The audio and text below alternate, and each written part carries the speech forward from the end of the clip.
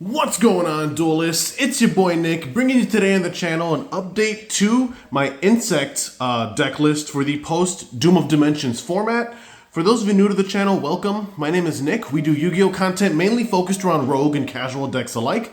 If that's the kind of Yu-Gi-Oh that you're interested in, then I highly encourage you to smash that subscribe button. We are currently working our way to 3,000 subscribers, and I need your help to get there. So Insect, or Bug Link, as I like to call it, is a deck that I've brought to the channel in the past, but I haven't actually updated it recently, and obviously a ton of stuff has changed in the format, as well as new set releases and whatnot, and we also had a ban list in September last month at time of recording. So I just felt like it was time to update this deck list and, you know, kind of just experiment with it a little bit. It is still a budget-friendly deck.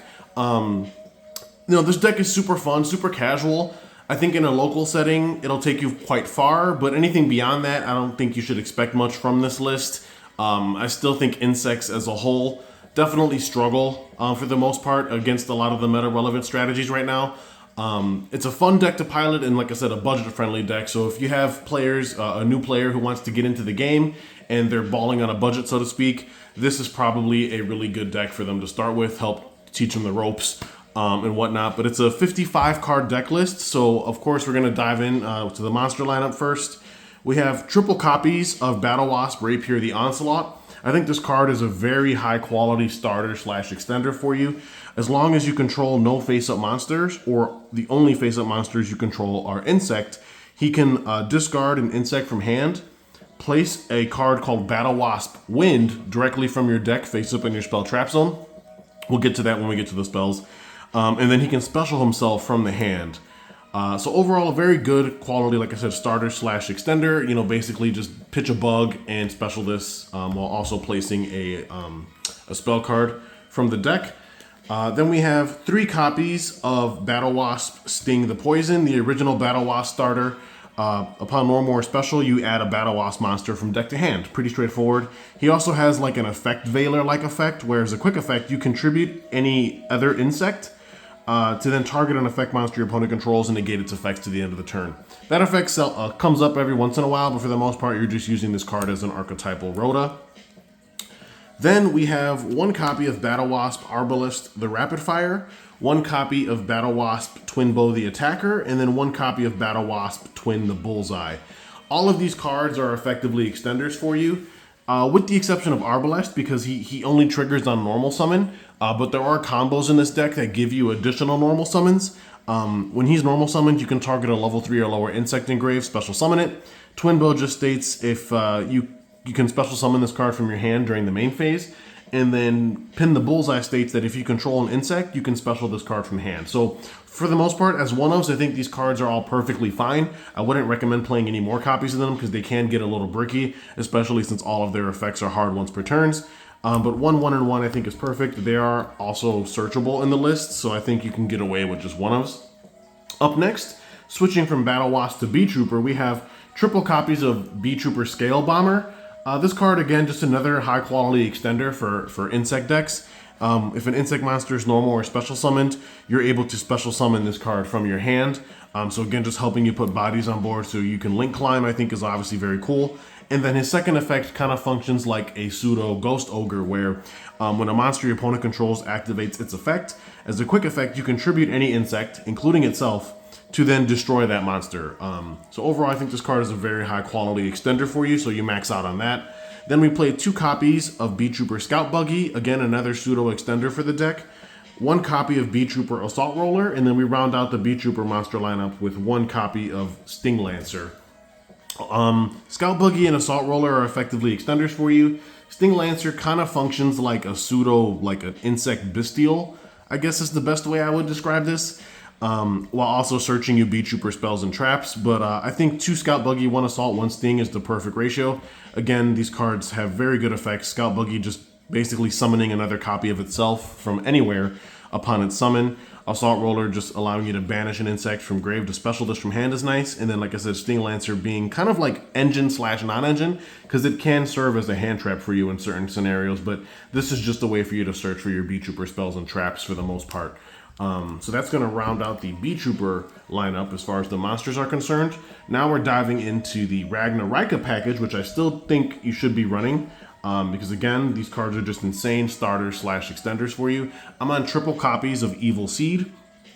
This card can special itself by discarding an insect, plant, or reptile from your hand. And then upon normal or special, he lets you search for 2 different Ragnarika cards that are either banished or in your deck to your hand. Again, very insane starter / extender for you. It is really the only non-insect we play in the deck because it is a plant type. But, you know, there's workarounds. Obviously, it just depends on how you sequence your lines. But I still think the Ragnarika package should be played just because of how much advantage it gets you. Like, you know, without even committing your normal summon, the Ragnarika package by itself can actually make you a Link 5, which is absolutely insane. Then we round out the package with 1 Samurai Beetle and 1 Wicked Butterfly. Again, more extenders. That's basically all this deck is just a bunch of extenders. Because the whole goal of this is to just link climb into bigger and better threats. So you have Samurai Beetle, who can cycle back a banished insect to special itself, and then you have Wicked Butterfly, who can discard herself to special any insect, plant, or reptile from hand. And then if she gets banished during the end phase of the turn, you can draw cards up to the number of different monster types you control among your links, which I think is cool. That wraps up the Ragnarika package for the monsters, but now we're moving into some generic insect good stuff, which we have 3 copies of Resonance Insect. Now, this card is not a starter for you, unfortunately, simply because there is no Link 1 insect that exists yet, but I'm sure the day will come where we will get a Link 1 insect, and when that day comes, I think Resonance is going to be absolutely bonkers. This card will be a 1-card starter for you in that case. You can obviously play something like Almirage. You know, there are Link 1s right now that exist that you can use to link this off. The problem that I have with them is that they themselves are not insect type. So like in the case where you go like Almirage, link off Resonance, Resonance triggers, but then what are you searching? Like if you grab like a Rapier to your hand, you can't use the Rapier because the Almirage you control isn't an insect. So you wouldn't be able to special this from hand. So there's just like some conflictions there. But, I mean, you still max out on this because this card can be cheated out by other means, and the graveyard effect is not once per turn, or the banished effect for that matter. So I still think playing Resonance at 3 is required. I just hope for the day that we do get a Link 1 bug, finally. Then we have 1 copy of Gokapole, 1 copy of Praying Mantis, and 1 copy of Supply Soldier of the Indestructible Insects. Again, more extension. Basically, Praying Mantis can banish itself from grave to produce an insect token. Supply Soldier, the Indestructible Insect, can special itself from hand when an insect monster effect is activated, and also gives you an effect to fusion summon, which I think is cool. And then Gokapole is just a very good card to Foolish Burial or to discard for cost, because when it's sent to grave, it lets you add a level 4 insect monster from deck to hand. So just, you know, further increasing consistency. Then to wrap up the insect monster lineup, we have 1 copy of Scary Moth, followed by 1 copy of Beargrim. Beargrim is just a crazy board wipe for you, really good main deck boss monster, and Scary Moth is effectively Insect's version of El Shadal Winda. There are combos that enable us to get to these cards, so we play them in the main deck 1-1, which I think is very cool. Now moving into some non-engine, of which we played triple copies of Ash Blossom, pretty much mandatory staple. You know, use this card to stop the Molcharmies. We have 3 copies of Ghost Bell, which I think is very good in this format right now. And then even better into the format, we have 3 copies of Retaliating Sea, and then 3 copies of Contact Sea.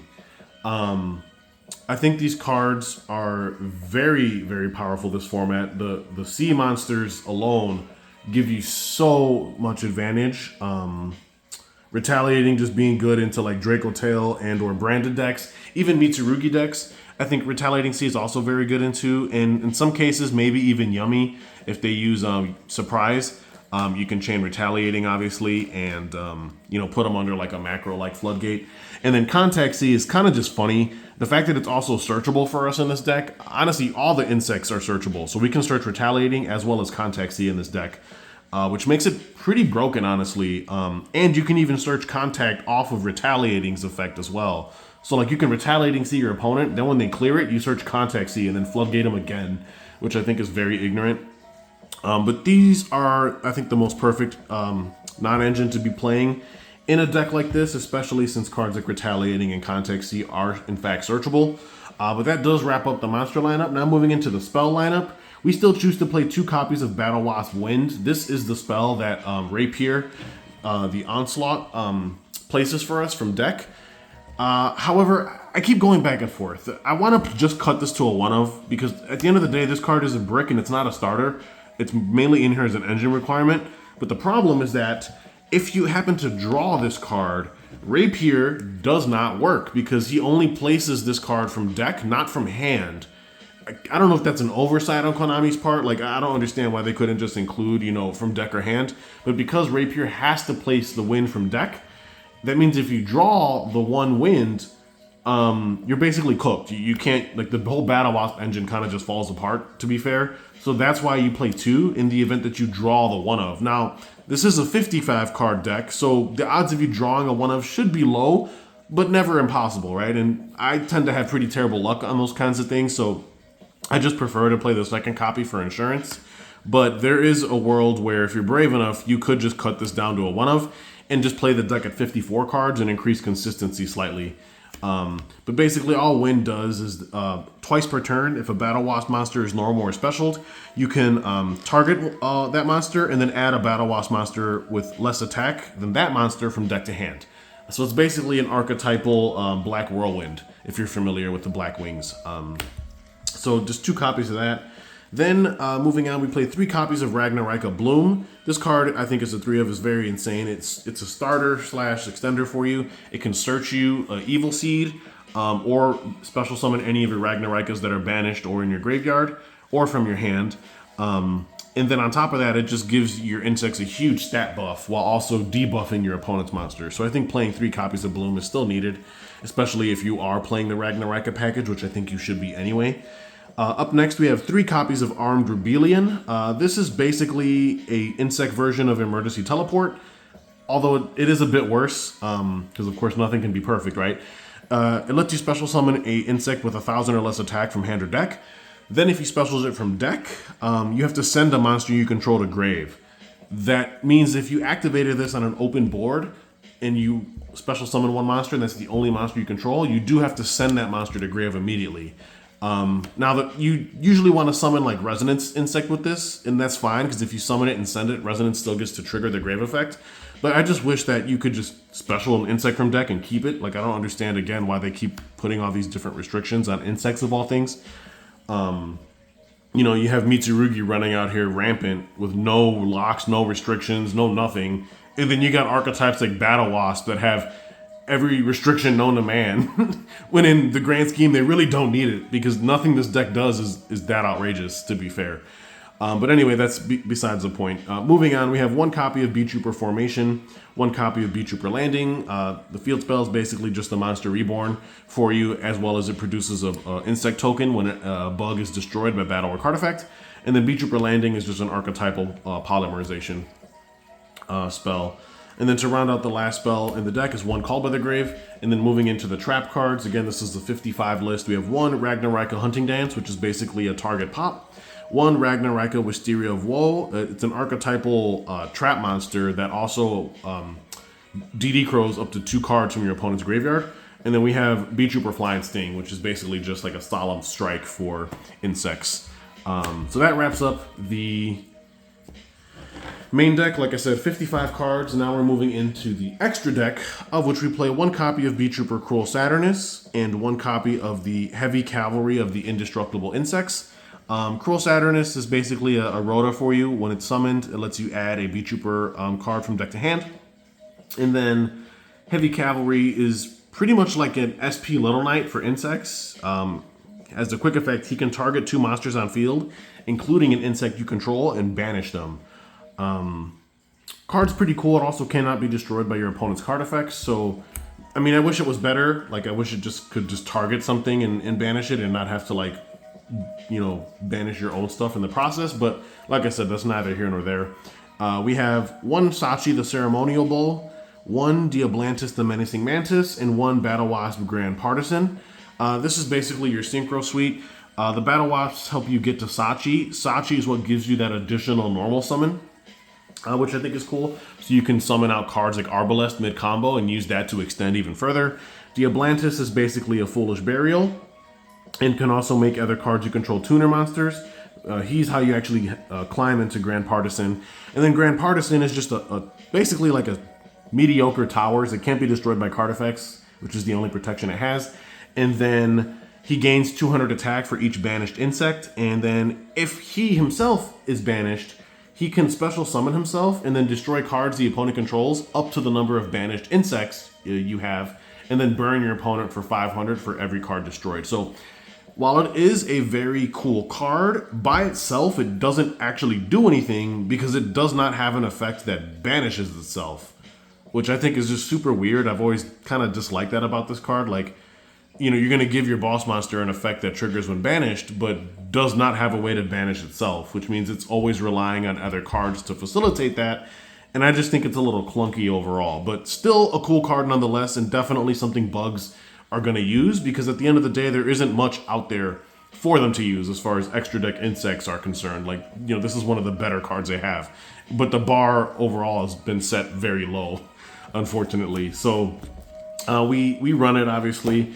Then moving in, we have one Xyz monster, the number 3 Cicada King, probably one of the most powerful insect extra deck cards in the game. Basically a monster negate as well as a monster reborn for you, all in one card. The Cicada King is actually how we can facilitate the Scary Moth lock on our opponent, which is pretty crucial. And then moving into our links, we have one Shinobi insect, Haga Kuramino. This is basically our way to like deal with getting Nibiru'd. The biggest issue with this deck is it still, to this day, does not have a way to out-nib. It cannot set up a negate before its 5th summon, unfortunately, and you're most likely going to get nibbed. This nib is just this deck's Achilles heel, and when you do get nibbed, at least you can convert that nib token into an insect monster, and that could potentially help you extend in certain hands, where like if you had Rapier, for example, you control a nib token, which is a rock, and then like cards like Rapier don't work. So you need a way to convert that token back into an insect type. That way you can continue pushing with some of your effects. Then we have one Pico Felina and one Armor Horn, and then we round out the last link too with one Ragnarika Skeletal Soldier. All these cards are pretty self-explanatory. You look at any insect deck list for the most part, they're gonna be running these. Maybe not this unless they're on Ragnarika, but these are all pretty standard. Armor Horn gives you an additional normal summon. So this deck, if it combos hard enough, can get 3 normal summons per turn, which is crazy. And then Pico Felina is just a way for you to equip Resonance from deck to your stuff and help facilitate your extension. And then Skeletal Soldier is basically just an archetypal monster reborn. Again, a lot of these cards are just here to extend, because the whole point of this deck is to just spam monsters and climb into your bigger and better threats. We have one Seraphim Papillion, one Ragnarika Mantis Monk, and one Ragnarika Selene Snapper. Again, all of these cards are just combo pieces. Seraphim Papillion's a monster reborn. Mantis Monk allows you to banish bugs from grave for cost to search through Ragnarika traps. And then Selene Snapper also banishes bugs from grave to pop back row that the opponent has, which I think is pretty cool. And then to round out the last 2 monsters in the extra deck, one Giant Bee Trooper Invincible Atlas, and then one Ragnarika Stag Sovereign. Pretty much the 2 best payoffs for bugs is, again, another pseudo towers, just, you know, cannot be targeted or destroyed by card effects, and can special summon Bee Troopers from your deck, which is nice.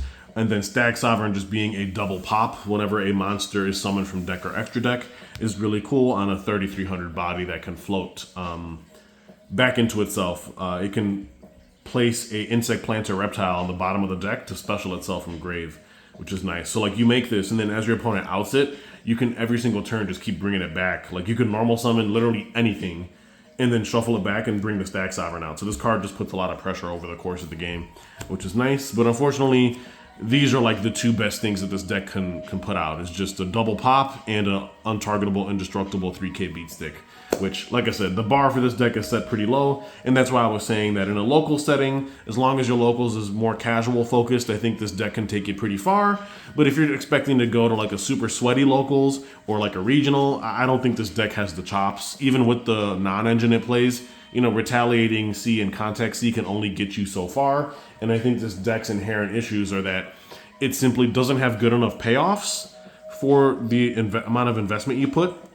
You know, this deck will summon so many times it can get nibbed 3 times over, But even then, best case scenario, all you're ending on is like a double pop. Like, I think the best thing this deck can set up is the Scary Moth lock, honestly. And even then, that still can be easily disrupted with certain cards. So I just think bugs need more support before they can actually even be considered rogue. Like I said, this deck is just, it holds a special place in my heart because I have a soft spot for insects. But overall, I just feel like the deck just needs more. You know, we need better extra deck payoffs. We need a way to finally beat Nibiru.